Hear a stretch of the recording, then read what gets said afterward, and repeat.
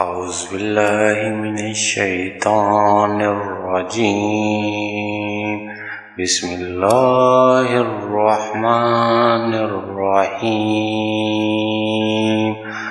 شروع اللہ کے نام سے جو بڑا مہربان نہایت رحم کرنے والا ہے۔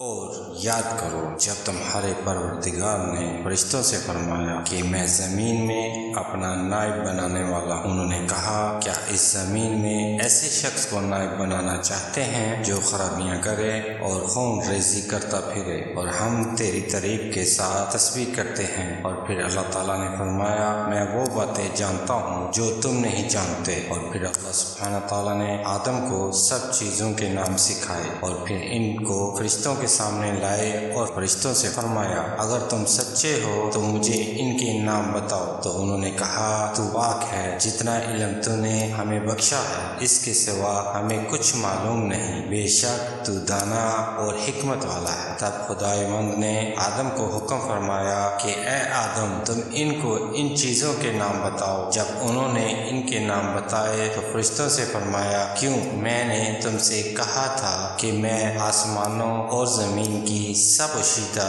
باتیں جانتا ہوں، اور جو تم ظاہر کرتے ہو اور جو تم چھپاتے ہو سب مجھ کو معلوم ہے۔ اور جب ہم نے فرشتوں کو حکم دیا کہ آدم کے آگے سجدہ کرو تو سب سجدے میں گر پڑے، مگر شیطان نے انکار کر دیا اور غرور میں آ کر کافر بن گیا۔ اور پھر ہم نے کہا کہ اے آدم تم اور تمہاری بیوی جنت میں رہو اور جہاں سے چاہو بے روک ٹوک کھاؤ، لیکن اس درخت کے پاس نہ جانا ورنہ تو ظالموں میں ہو جائے گا۔ پھر شیطان نے دونوں کو وہاں سے بہکا دیا اور جس عیش و نشاط میں تھے ان سے ان کو نکلوا دیا۔ تب ہم نے حکم دیا کہ چلے جاؤ، تم ایک دوسرے کے دشمن ہو اور تمہارے لیے زمین میں ایک وقت تک ٹھکانہ اور معاش مقرر کر دیا گیا ہے۔ پھر آدم نے اپنے پروردگار سے کچھ کلمات سیکھے اور خداوند نے ان کا قصور معاف کر دیا، بے شک وہ معاف کرنے والا اور صاحب رحم ہے۔ ہم نے فرمایا کہ تم سب